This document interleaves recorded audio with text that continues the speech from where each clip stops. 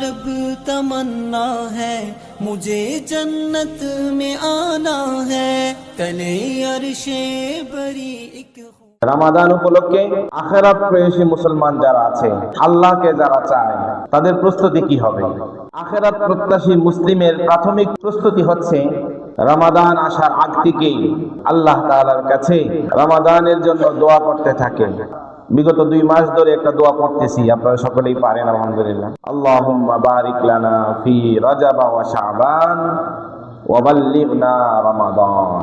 হে আল্লাহ, রজব এবং শাবানে বারাকাত দান করেন এবং আমাদেরকে রমাদান পর্যন্ত পৌঁছায়া দেন।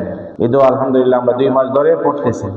আখিরাত প্রত্যাশী মুসলিম যিনি হবে, যিনি আখিরাত চায়, জান্নাত চায়, জাহান্নাম থেকে মুক্তি চায়, দোয়ার মাধ্যমে রমাদানের প্রস্তুতি গ্রহণ করবে। আমাদের সালাফদের থেকে বর্ণনা আছে, যেটা আমরা আগেও পড়েছিলাম, আন্নাহুম কানু ইয়াদউনা আল্লাহ সিত্তাতা আশহুরিন আইয়ুবলিগাহুম রমাদান।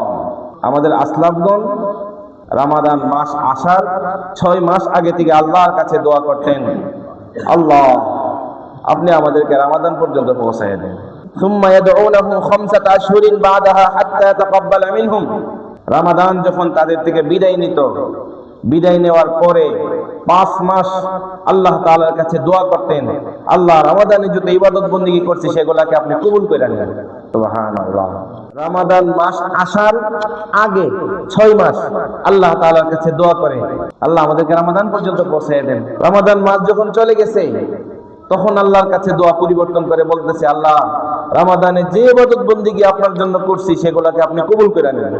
তাহলে বলেন, একজন মুমিনের আখিরাত প্রিয়সী মুমিন যে, আখিরাত প্রত্যাশী মুমিন যে রমাদানের প্রস্তুতি গ্রহণ করে দোয়ার মাধ্যমে। ভাইরা আমার, আমাদের কাছেই তো চলে আসছে। এখন তো আর 6 মাস টাইম আনা যাবে না, আনা যাবে নাকি?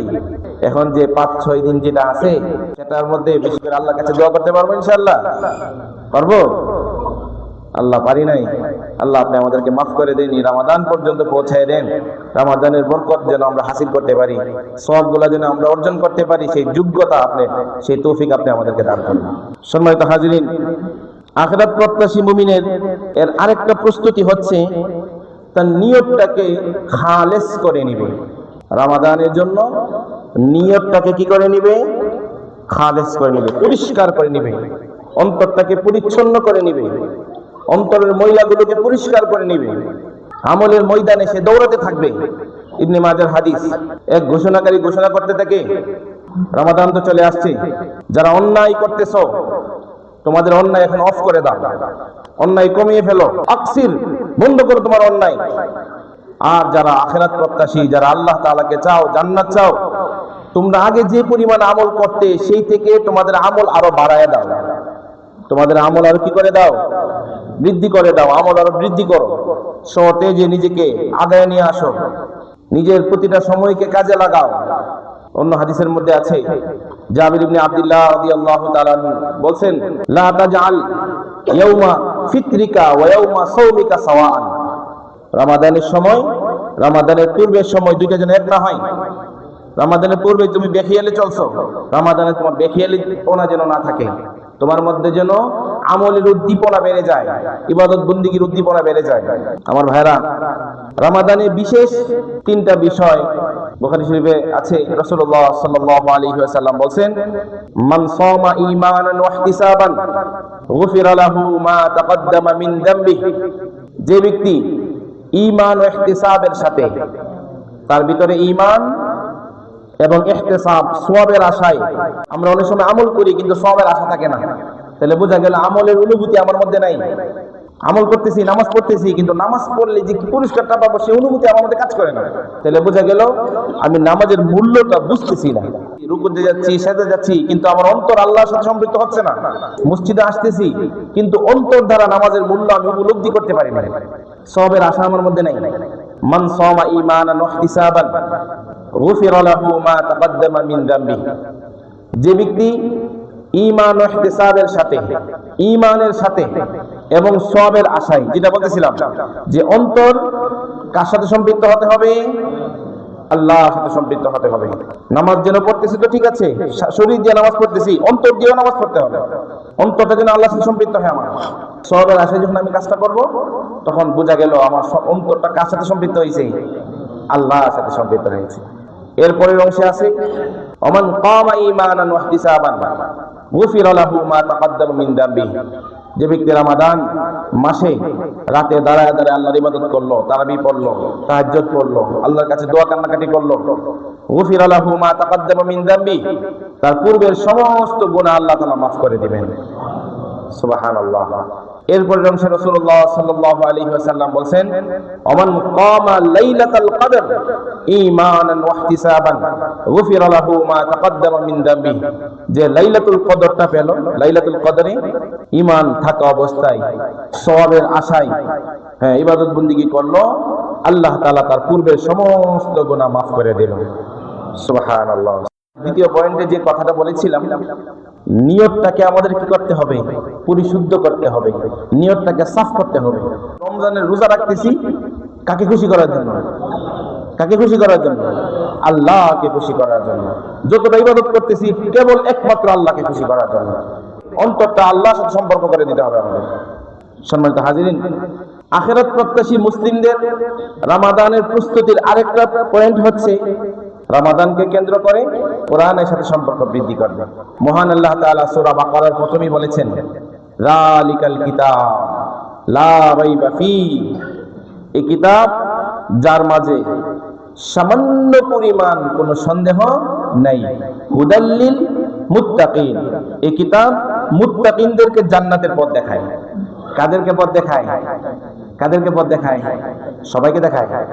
সারা দুনিয়ার সব মানুষকে জান্নাতের পথ দেখায়। আবু জাহেল ছিল না? তাহলে এই কোরআন আবু জাহেলকে কি হেদায়েত দিছে? দিছে? আবু জাহেলকে তো হেদায়েত দেয়নি। তো যেটা বললাম যে কোরআন সবাইকে হেদায়েত দিবে না, হুদান লিল মুত্তাকিন। এই কোরআন যে পথ দেখাচ্ছে এটা মুত্তাকিনদেরকে, মুত্তাকিনদেরকে, যাদের ভিতরে আল্লাহর ভয় আছে তাদেরকে। যাদের ভিতরে আল্লাহর ভয় নাই তাদেরকে কোরআন পথ দেখায় না। এই কোরআন হক বাতিলের মধ্যে পার্থক্য নির্ণয় করে দেয়। এটা হকের পথ, এটা বাতিলের পথ। তুমি যদি চিরস্থায়ী সফলতা চাও, হকের পথে আসো। তুমি যদি চিরস্থায়ী সফলতা না চাও, তাহলে তোমার পথ তুমি বেছে নাও। আল্লাহ বলছেন অন্য আয়াতের মধ্যে ফারিকুন ফিল জান্নাতি ওয়া ফারিকুন ফিস সাঈর। এক দল তো জান্নাতে চলে গেল, এক দলের পথ হচ্ছে জান্নাত, আরেক দলের পথ কোথায়? জাহান্নাম। তাহলে কোরআনকে সবাইকে যে একবার লাগাতার হেদায়েত দিতেই থাকবে তা না। কোরআনের হেদায়েত পাওয়ার জন্য আপনার ন্যূনতম যোগ্যতা লাগবে। আমি সারাদিন নফসের গোলামি করি, সারাদিন শয়তানের পূজা করি, আমাকে কোরআন পথ দেখাবে না। কোরআন যেহেতু আমাকে পথ দেখাইতেছে না, শয়তান আমাকে ওই সুযোগে জাহান্নামের পথে নিয়ে যাবে। সমস্ত মানুষের অবস্থা দুইটাই। হয়তোবা এই কোরআনের মাধ্যমে সে হেদায়েত গ্রহণ করবে, কোরআনের আলো থেকে সে আলো নিবে, তাহলে সে জান্নাতে যেতে পারবে। এই কোরআন থেকে যারা ছিটকে পড়বে তাদের নির্ঘাত, তাদের গন্তব্যস্থল কোথায়? জাহান্নাম। ভাইরা আমার, তো যেটা বলতেছিলাম, এই কোরআন হচ্ছে হেদায়েতের কিতাব, আর এই কোরআন মুত্তাকিদেরকে হেদায়েত দেয়। তাহলে রমাদান যেহেতু আসছে, আমাদের কিসের সাথে সম্পর্ক বানাইতে হবে? কোরআনের সাথে আমার সম্পর্ক বানাইতে হবে। যে কোরআনের সাথে আমার সম্পর্ক বৃদ্ধি করতে পারি, এই কোরআন আমাকে জান্নাতের পথ দেখাবে ইনশাআল্লাহ। চেষ্টা করবো ইনশাআল্লাহ। যার যে হালতে আছি, আমি ব্যবসায়ী মানুষ, আমি খেতে খাওয়া মজুর মানুষ, আমার অবস্থান থেকে আমি কোরআনের সাথে সম্পর্ক বানাই দিব ইনশাআল্লাহ। আমি যতটুকু পারি ততটুকু নিয়ে বারবার বসবো। আমি 5টা সূরা পারি, 5টা সূরা তরজমা শিখবো। এখন একটা তাফসীরের কিতাব কিনেন, তাফসীরে মারিফুল কোরআন কিনেন, ছোট এবং খুবই গুরুত্বপূর্ণ একটা তাফসীরের কিতাব, তাফসীরে মারিফুল কোরআন। এটা কিনেন, কিনে তরজমাগুলো পড়েন, সংক্ষিপ্ত তাফসীর পড়েন। আপনারা চিন্তা করছেন এগুলো হুজুরদের দায়িত্ব দিয়ে দিলাম, আর আমরা বসে থাকি শুক্রবারে হুজুর যাই কইবে এটা বিশ্বাস করে আমাদের শেষ, আমাদের মুক্তির পথ এটাই হয়ে গেছে। এটা আপনারা ভাবেন। অথচ এটা কি মূল কাজ ছিল না? আপনার বোঝার দরকার ছিল এই কোরআন।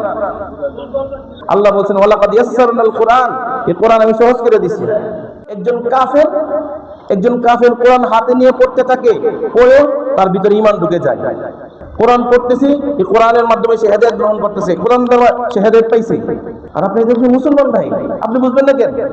আপনি 10টা সূরা পারেন, 10টা সূরা তরজমা নিয়ে বসেন, প্রতিদিন এক সময় পড়েন, সংক্ষিপ্ত তাফসীরটা পড়েন। এই জন্য তাফসিরের কিতাবটা বলে দিলাম। তাফসিরের কিতাবের নাম কি বললাম? তাফসিরে মারিফুল কোরআন। তো যার যে হালতে আছি আমি, যার যে অবস্থানে আছি, ওই অবস্থান থেকে আমি কোরআনের সাথে আমার সম্পর্ক তৈরি করে ফেলতে হবে এই রমাদানকে কেন্দ্র করে। পারবো ইনশাআল্লাহ? সবাইকে উৎসাহ দিচ্ছি কোরআনের সাথে সম্পর্ক করার জন্য। উৎসাহ কি গ্রহণ করতে পারতেছেন আপনারা? মাশাআল্লাহ মাশাআল্লাহ। সম্মানিত হাজিরিন, আখিরাত প্রত্যাশী মুসলিমদের রমাদানের প্রস্তুতির আরেকটা পয়েন্ট হচ্ছে, রমাদানের আগে তার কি কি গুনাহ হইতো, এই গুনাহগুলোকে সে লিস্টি করবে। গুনাহগুলোকে সে কি করবে?